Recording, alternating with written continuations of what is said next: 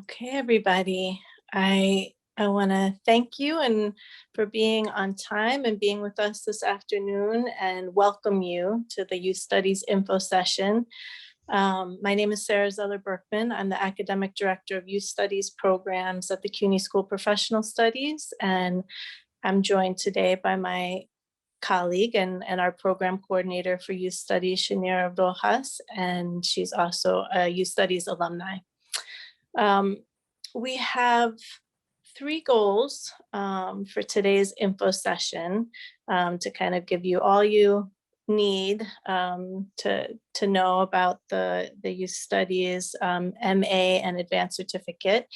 We're going to give you a little brief overview of the CUNY School of Professional Studies, very brief, but then we'll get deep into the MA and the Advanced Cert, and then we'll have some time for Q&A. And you can always put any questions that you have in the Q&A tab, and you can do it along, as we move along, anything that comes up, and then we'll get to them at the end, okay?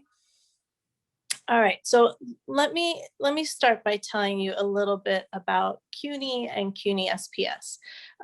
CUNY is one of the largest public universities in the country with more than 500,000 credit and non-credit students. And CUNY SPS is one of 25 colleges and schools in the 5 boroughs. Because of the myriad of opportunities and options and campus locations all over the city, as well as our commitment to affordability, we really offer broad access to education for New Yorkers. And CUNY SPS in particular is home to CUNY's first fully online degrees, which also expanded that access to New Yorkers. We'll tell you more about our program and our hybrid models.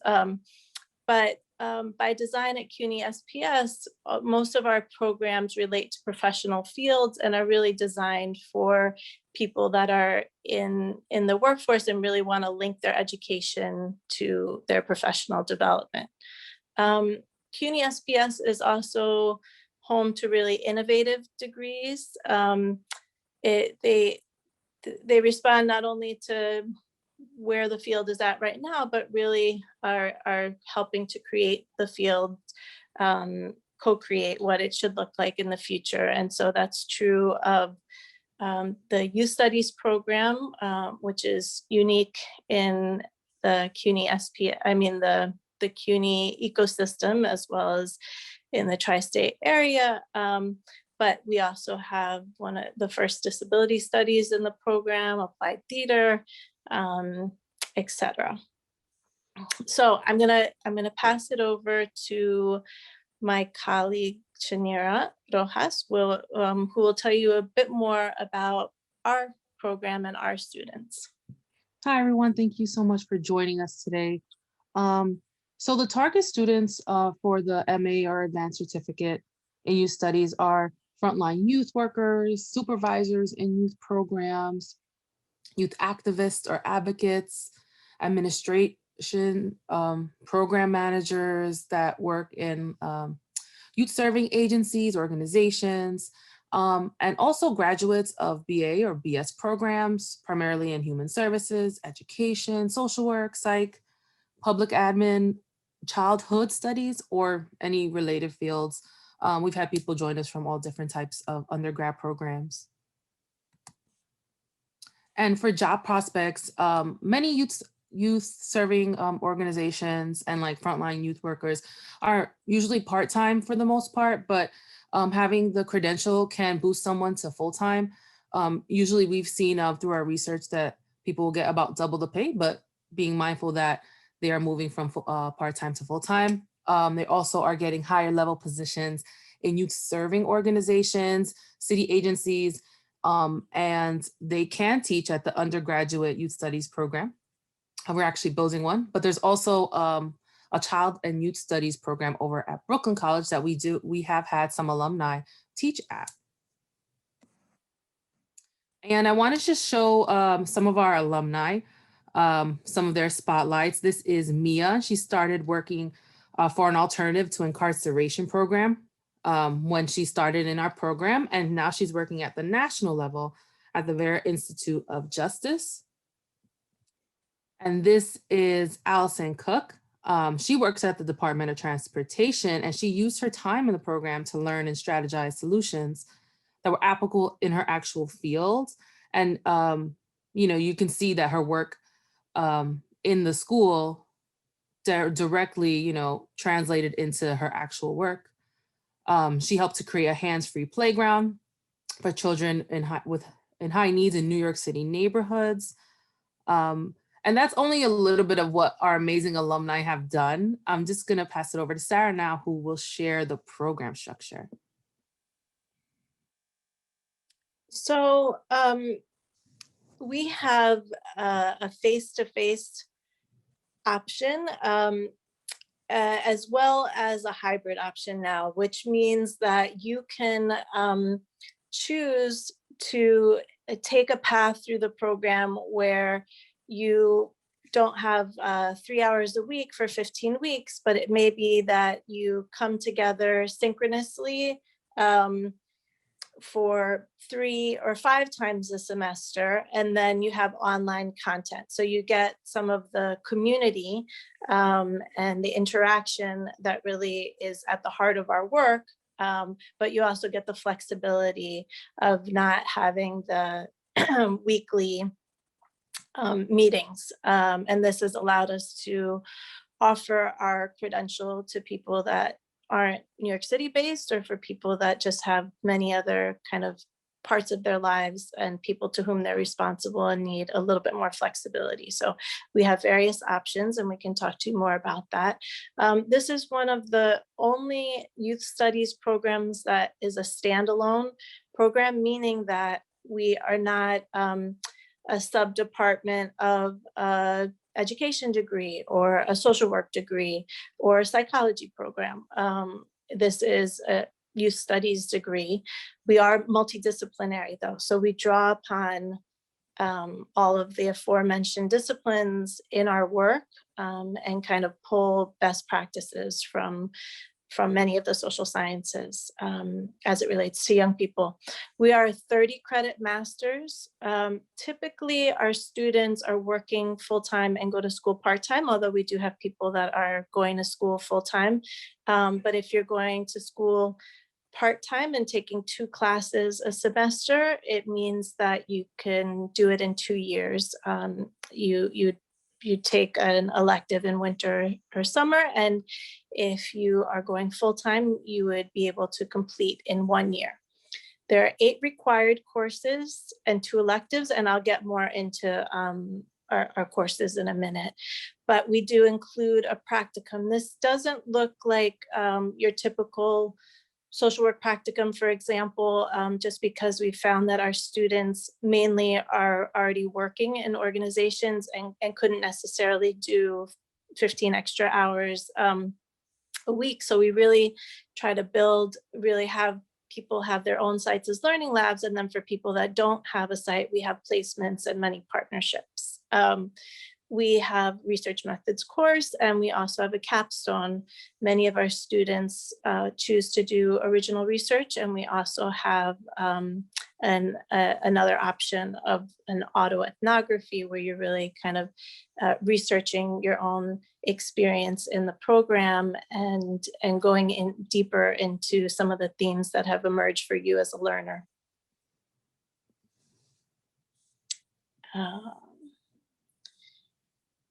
I want to talk to you a little bit about our program's commitments to our students and some of the things that make us unique. So we are a program that, as I said, is geared towards people that are in the field. So we always make sure that we combine theory with practical skills and building people's competencies and really things that can turn key in their workplace.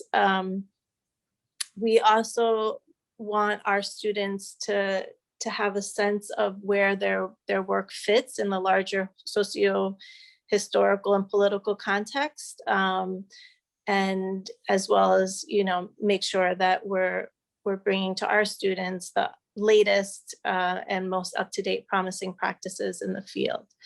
For our program, we have an explicit commitment to social justice. So it's a youth development in the service of kind of in partnership with young people upending status quo, not necessarily just fitting young people into programs or structures that aren't working well for them, and fitting them in with the most promising practices of the day. That's not our aim. We are committed to working in partnership with young people to make the world a more just place. We have an intersectional approach. So, in many of our classes, we look at how race, class, gender, sexuality, immigrant status, disability impacts young people's development, and also, how they're perceived and how policies are made on them, but also kind of those things not in isolation, and how they all relate to each other and compound. And then lastly, our program is unique in that we do have a participatory and strengths-based approach. So our students, for example, learn about more participatory program design. When you learn about research methods, you learn about participatory action research, participatory evaluation. So really seeing young people, parents, community members as assets and as co-contributors to whatever it is you're creating together, whether that be research or new programs.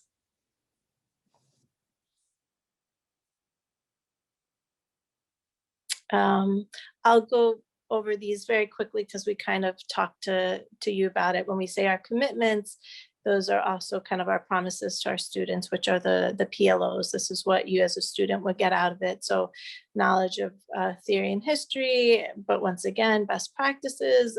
We also want our students to be steeped in the policies that impact young people and that impact youth workers, so that will exist. We have a class that's specifically about policy, but also across classes, you'll kind of get a sense of relevant local and national policies that impact the work.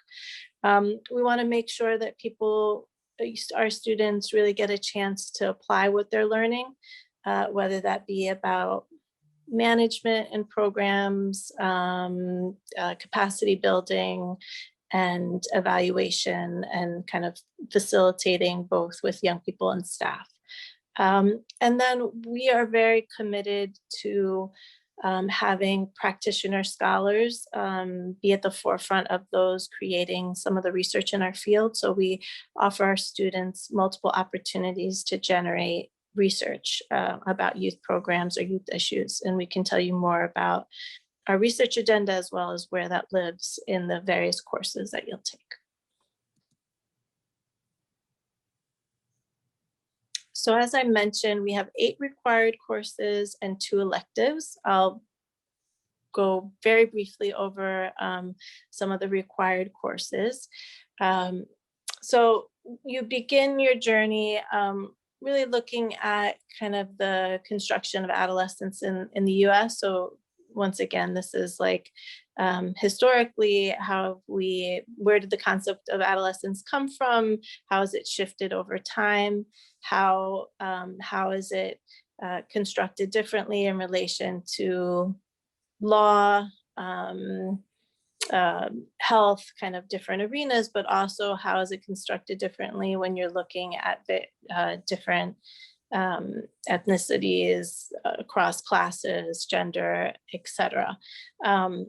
In the youth development course, it's a survey course of kind of a bit about the history of the field, also some of the promising practices of the day in relation to SEL, growth mindset, and some of the healing-centered approaches. But you'll also look at, these intersections of youth development and race, youth development class, youth development gender, and sexuality, and then kind of think critically about where the field needs to push ourselves. In the Youth Action Agency course, it's less about how you're supporting young people's development, but really how you're partnering with young people to develop their programs, the programs that serve them, the communities that they live in, the institutions that impact their lives, policies, etc.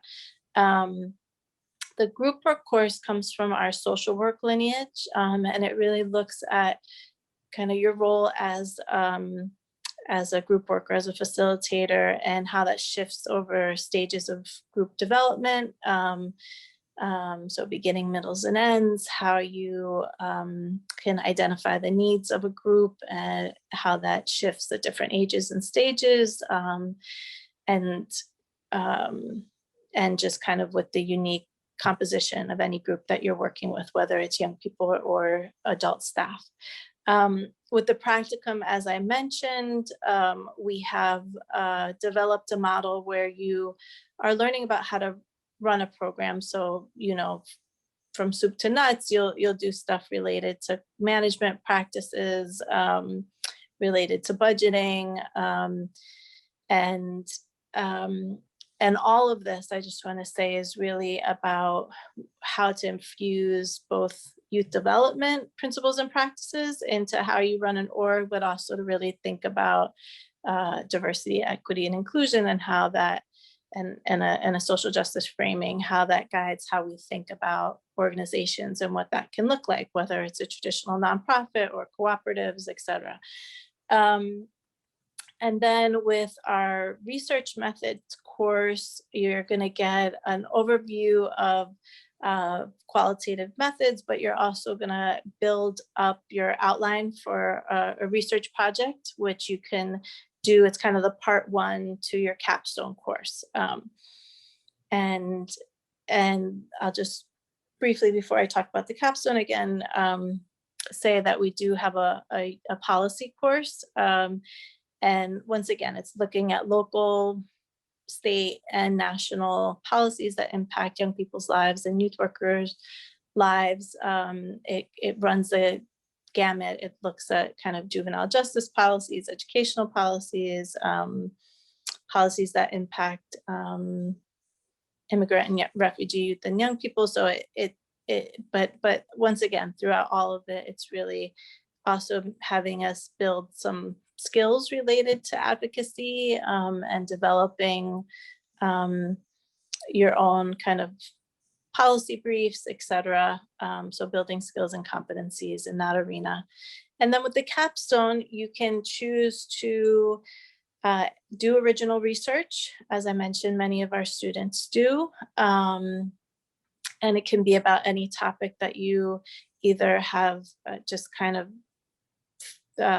it's been with you throughout your trajectory in the program, and it's something that you may have come in like knowing that you are really interested in the intersections of youth development and law, or youth development and food justice, and so you want to go deeper and kind of put your stamp and your name on an inquiry area in that arena. It may be something that you feel like you didn't get enough of in the program and you want to push yourself to go deeper on.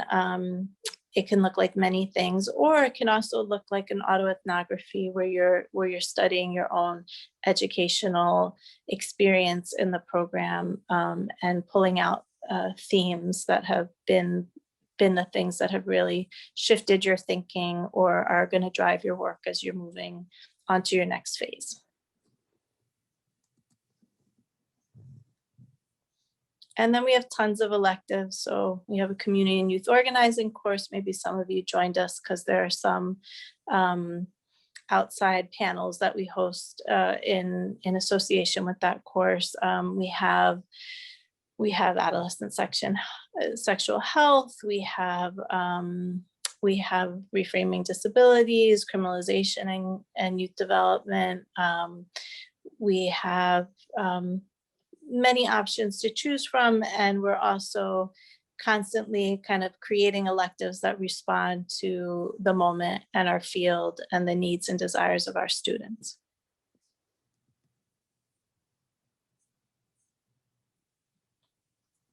Just to go briefly into the advanced cert.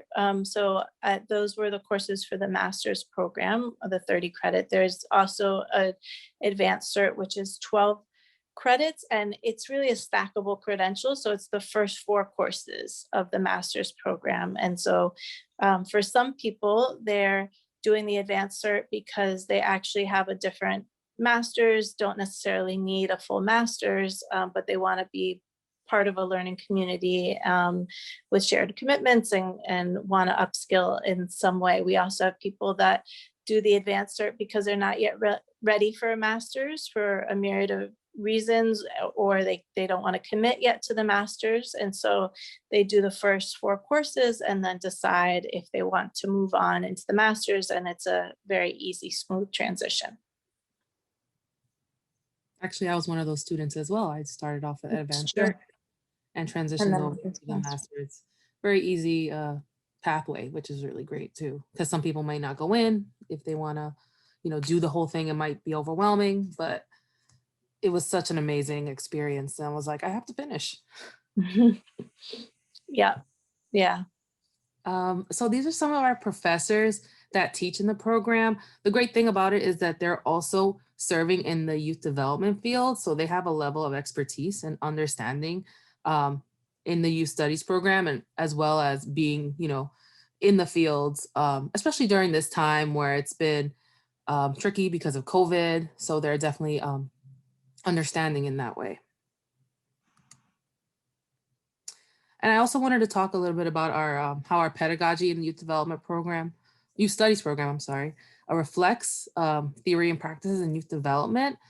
Classes are designed to allow students to demonstrate the knowledge they're gaining through presentations, through writing papers, class participation. And many of our students are already working in the field and are held in the evening to accommodate for that. And additionally, because we have the low residency model, the hybrid model, it allows students to meet on some Saturdays. This semester, we are currently synchronous virtual, where students meet on Zoom every week. Some classes don't meet. It depends really on the class you're taking. Wait, they do meet, but they do meet, but it may maybe not not be every week. We have some classes that are like 3 to 5 times that you meet synchronously, and then you do online coursework. And then you're right, Shanira, we do have some fully online courses running this semester too. Sorry. Yeah. And also as an alumni of a program, I can definitely say that, the empathy that we learned to show the young people that we serve was definitely given to us as students as well. It allowed us to learn together and form bonds that outlast the classroom. And students are able to provide mutual aid by maintaining a WhatsApp group. I feel like every cohort has one where they're able to work together, remind themselves of deadlines, to even vent, because that bond is so important now more than ever. So we're going to transition over to some of the field building activities that SPS and the Youth Studies program conducts yearly. Yeah, so we take very seriously that that we are still in kind of the beginnings of our field. I mean, the field of youth development has about 4 decades in. Youth studies is more prevalent across Europe and is growing rapidly in the United States, but we are committed to creating spaces for our field to come together and to think and to strategize and kind of collectively think about where we need to go, where we need to be pushing ourselves. So we have a state of the field event that we usually do in partnership with other capacity builders in New York City. We also have various symposiums. So we had one on solidarity and safety nets this year that was really about working with immigrant and refugee youth and families in partnership with some organizations in the field. We've had some other symposiums about kind of community youth development 2.0. I'm really thinking about like the digital space and both the possibilities and challenges. Anyway, a few examples. We have book talks, both because, as Shanira mentioned, we have these incredible unicorns of professors that are working full-time in the field, teach with us, and can knock out like books in their spare time. So we also, have book talks of other books that are relevant to the field, may not be from our staff. And then we also, I mentioned earlier, some of our classes have an outward facing component. So just this past January in the community and youth organizing course, we had a few talks that were open to the field that were about kind of racial capitalism was one, really thinking critically about politics and community organizing. And then another one that was about defund, refund, and so yes, we have these events that are for our students, but also for the broader field. And then we also need to take care of you guys and youth workers. So we've organized a few kind of self-care events for youth workers, both our students and beyond. We do have an active research agenda in the youth studies program. It's mainly been youth participatory action research, so intergenerational teams of young people from across New York City working with our master's students. We also often involve doctoral students from the Graduate Center and our professors to look at issues that impact young people's lives. So we had a study with ACS and DOE, kind of looking at the lived experience of young people that have had those city agencies in their lives. We have a project right now going that is young people have launched an annual youth census and trying to use that to shape youth agenda for the mayoral candidates to respond to and to kind of create an annual temperature check. We have a lot of other studies, kind of a archive of youth workers testimonials that we're creating, and that will be housed at the youth studies program. So there's lots happening always in this area. So if you're interested in research, there are opportunities to partner with professors and other colleagues on that. So I wanted to share a little bit about the Summer Global Intensive. It was before we went remote, unfortunately, but during my last semester, I was able to go to a study abroad course where we went to Bogota, and I'm realizing Colombia is spelled I know, wrong. I was like, apologize, oh like, oh no. So I apologize, everyone. But while we were there, we examined youth development practices in a global context. Each student wrote an autoethnography, which combined self-reflection, personal experience, to connect to the wider cultural, political, social meanings and understandings. And it was an amazing trip. And we learned that some of the issues that the young people face are similar despite the distance. So building bonds is more important than ever. And hopefully in the future, we can continue this partnership and even go to, some other places. Yeah, it was very wonderful for our students also to be in a space where it was more of like a youth rights approach to youth programming as opposed to purely youth development. Anyway, yeah, we have other both national and international trips that we will be doing when we can all travel. Hopefully soon. Hopefully soon. So we're going to transition over to like logistics and whatnot. So the location of CUNY SPS, we're located in the heart of New York City, Midtown on West 31st Street. And it's really great because it's very accessible. Basically any train goes there. And it's a pretty easy place. I believe we're back in the building for fall. We are, although, with our hybrid models, we will have opportunities for people to be remote synchronous, meaning you will have kind of a time and place, but you could be remote. So a little confusing. We have in-person and not in-person options. And the cost of CUNY SPS is one of the most affordable options when looking at a master's program, compared to like private universities, which could be on average 3 times as expensive. For in-state, it's $470 per credit and $1440 per if you're taking per course for 3 credits. Out of state, it's $855 per credit and $2,565 per course.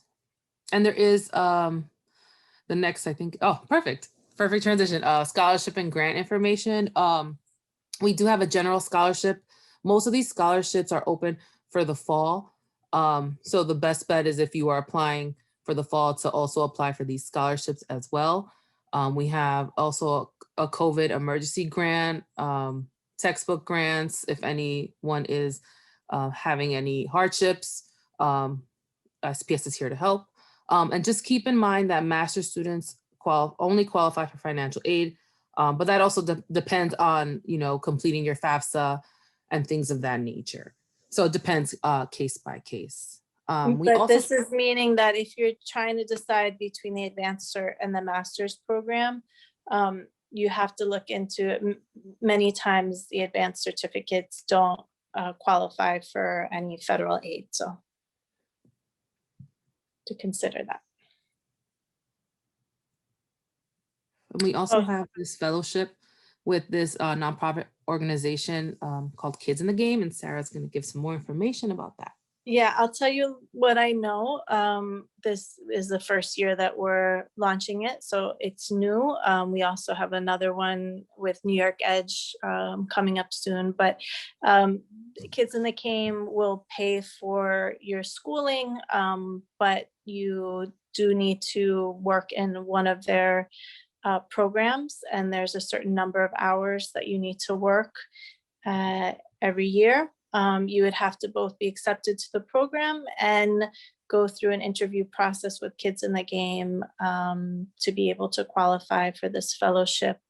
Once again, we'll update you as we get more information, but New York Edge, which serves over 40,000 young people in the city and has programs all over the city, is also creating a fellowship.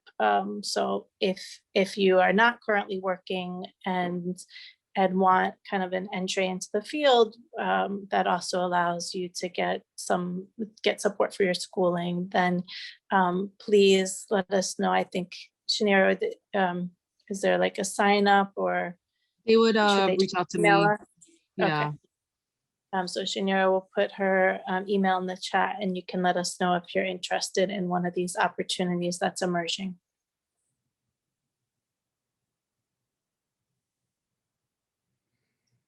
So we have 2 deadlines coming up for fall 2021.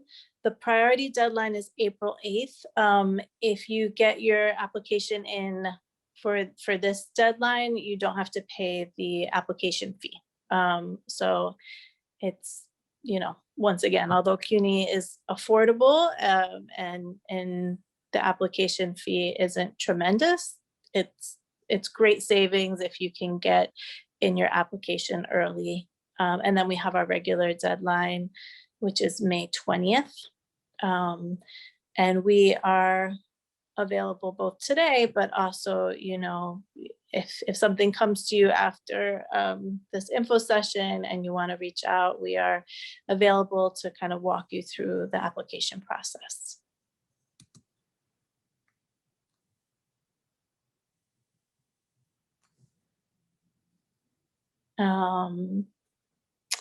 So for the master's, you're supposed to have a GPA of 3.0 or higher. I just want to say this is not a deal breaker for us.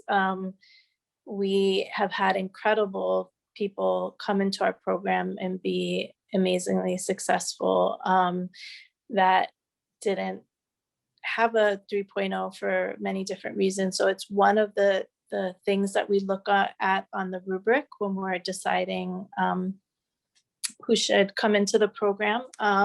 So I wouldn't have it be something that deters you from applying. It may mean that we need to have an individual interview with you. It may mean that in your statement of purpose that you would say if anything was going on for you that contributed to you not having a 3.0 and why you're now ready for master's level work.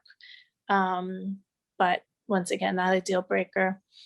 We do require transcripts from any school you attended. So that's like anything. So if you went to a few different undergraduate programs, as many people did, we need it from all of them, not just the last one that you went to. And once again, here it says even summer programs or study abroad.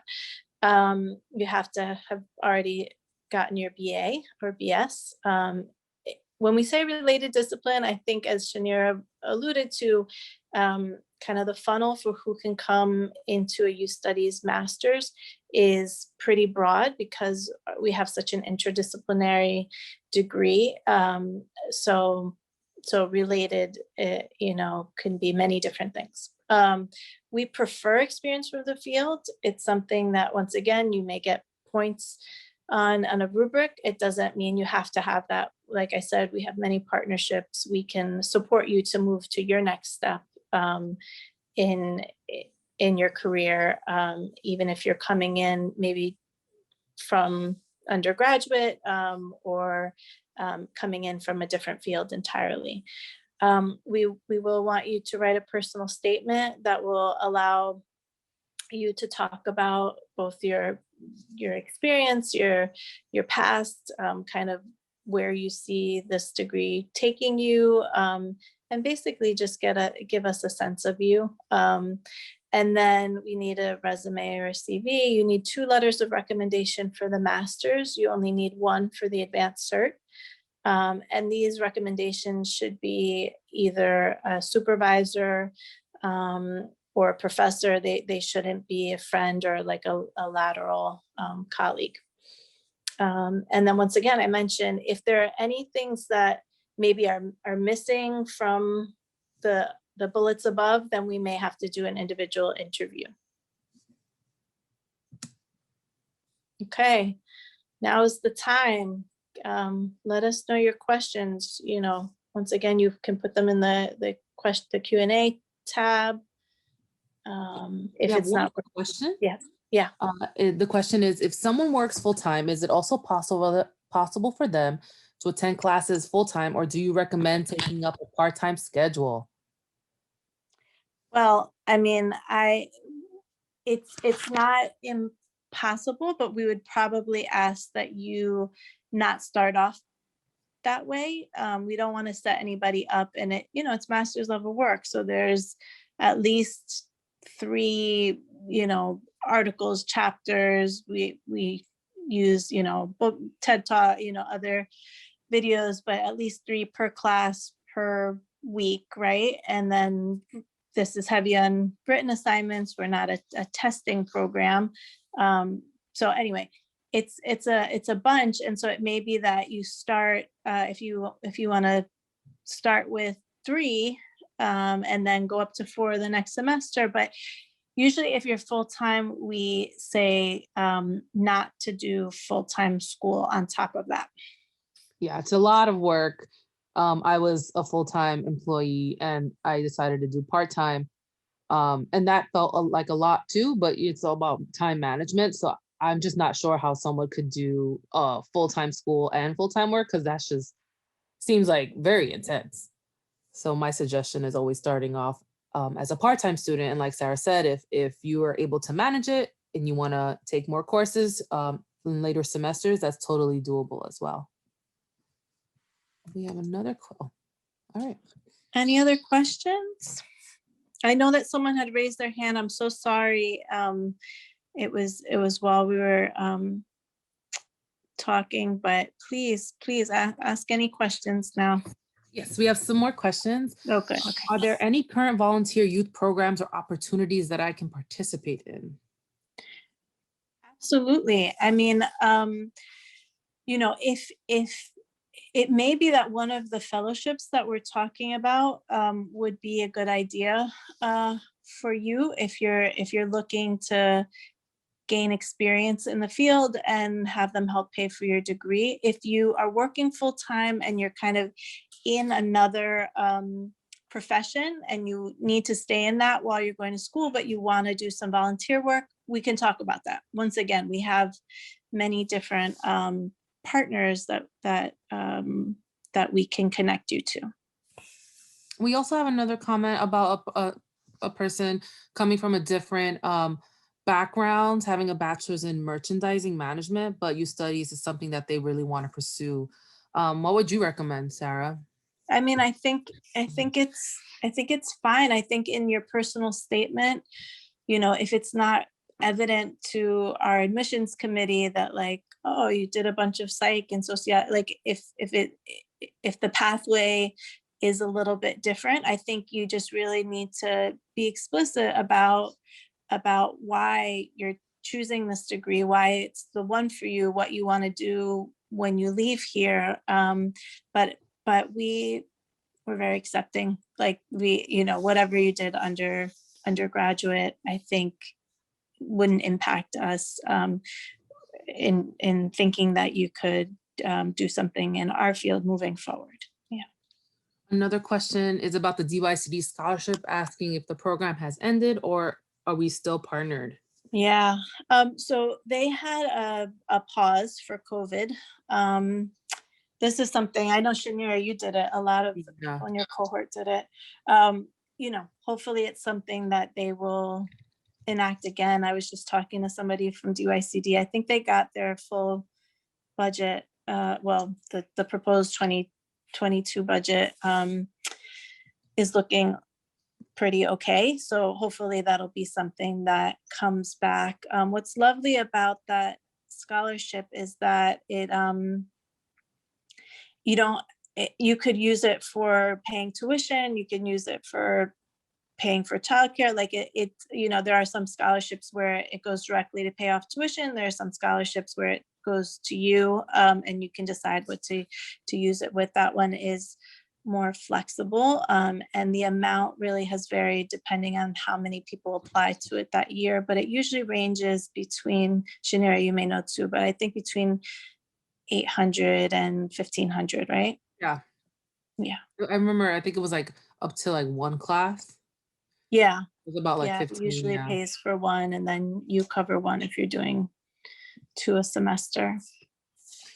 We also have another question about using a GI Bill for veteran students, if they can use the hybrid program as a full-time student and receive full housing allowance. Yeah, we have at least 2 students that are doing that right now. We have at SPS Christopher Leiden, who works with our veteran students. But yeah, we have 2 people that are going full-time and they do get the housing allowance. Mm-hmm. And we have another question. Besides the nonprofit sector, what type of careers have graduates gone into? Mostly interested to hear other fields where youth studies have been applied to. Interesting. I mean, I think for let me think about people that are not in nonprofits. I mean, we do have people in kind of religious youth development settings, but those are probably still nonprofit. We have I'm trying to think. So if Mike, one of our students was looking more at kind of how you work with hospitals to develop programming for young people and their families. And so kind of the intersections of health and youth development. I don't know. I remember at one point, some of our students that were partnering with some of these large companies like a Nike for different programs for kids. They were like, oh, they need one of us in there because they don't know how to do this. Like they didn't feed the kids for 8 hours. They didn't make this engage, so some people are thinking about how to leverage through consultant work some of their skills in companies that are doing community engagement work. And some of our people, they're not in one nonprofit, but they're kind of also doing consultant gigs and capacity building and trainings. Mainly people are doing city agencies. Vera Institute is not about youth development per se, but like Nia, she's running their juvenile justice, their national juvenile justice work. So thank you for that question. That's great. And we're actually been doing like a survey with our alumni. We have a tight alumni network, so there's a lot that we know just from being in communication and contact and knowing where people are. But Chenier is doing a study to look at to develop these like career maps to look at where people came in and where they're going. So we may have even more information on that for you soon. So we have a couple more questions. One of asking about any specific program that offers credits for work or life experience. Yeah. So in our BA, we're developing a BA right now, and that's going to be a big part of it. And in our program, I think we would be open. We only have two electives that are, it's mainly required courses. But if someone could demonstrate that the competencies that are built, so in each course, if you look at a syllabus, there'll be which program learning outcomes the course hits on, but then there's also kind of course level outcomes. I think if someone could give some evidence that the work that they've done in the field hit on the various competencies that we're building in the courses, we could think about a credit for prior learning. But that exists more right now on our undergraduate level than it does at the master's level. And yes, the session will be recorded today and sent to you. The next question is about using this degree. Is it, well, I'll just read the statement. I currently work in the education field. How can I use this degree in that field, or is it more for agency-based work? I mean, we have people that are teachers in our program. We've had people from charter schools, probably more from charter schools than DOE, although we've had some DOE people.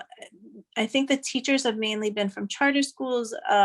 Other students that we've had from DOE have had other roles within the school, but there's a lot of application in that work. I think if you're needing a certain, I mean, you can use this work for your plus 30. Like, we should talk through what exactly you may need if this is to get you one of the salary bumps.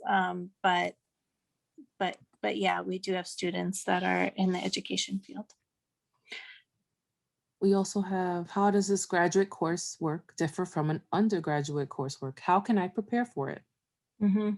I mean, I think kind of level of intensity and what's required every week, is obviously more at the graduate level.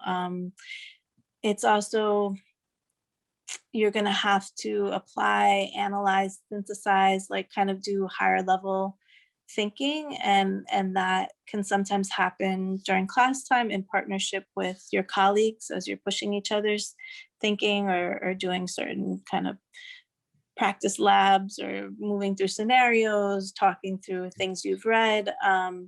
But I think in terms of preparation, I mean, I think that, I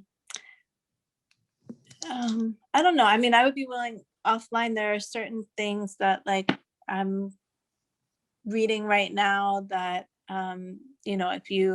it's not necessarily maybe what you would get a book in one of your courses, but to kind of be reading and thinking critically about your reading. But I also would say, like Shanira mentioned, you know, you'll have a cohort to move through this with, and our students do an incredible job at supporting each other and kind of bringing everybody to the highest level that they can be. We're very lucky. We have amazing students in our program. And so, you know, I wouldn't worry too much. We're not like a program that has a bridge program or certain skills that you need before you come in. It's just, I mean, be really willing. There's going to be a lot of work. Like, you just have to come in knowing that you're going to be with others doing wonderful and intense, and we try to make it fun and engaging, but you know, it's a lot of work and a big commitment to go to grad school. Yeah, I would definitely echo that sentiment. It was a lot of reading, a lot of writing. Our classmates were constantly challenging one another respectfully. Yeah. But it was the best educational experience I've ever had. But I went through the CUNY system, so I have nothing but great things to say. Yeah. Another question about can credits be transferred in? If so, how many? And are classes in person? And if in person are only given in the city? Yeah. If let me just do the in person because I'm seeing it right now. If you want to do the in person option as opposed to the hybrid model, then it's only offered at our campus on 31st Street. What was the other part of the question? I'm sorry, Shanira, do you remember? Credits, if there's credits can be Oh, for transferred. credit. Okay. So the way that we would need to do it is to make sure like that you would have a syllabus from whatever class it is that you're trying to get credit for, and that it either is aligned with some of the syllabus that we have for our required courses, or you can make a case that it should be applied for your elective because it relates to young people, youth studies, youth development, etc. So, but there, if you're trying to replace one of your core courses, then as I was mentioning, it has to meet the course level outcomes and have some parity across your different syllabi. It looks like those are our last questions. If anyone has questions, feel free to. Any other questions in the little bit of time that we have?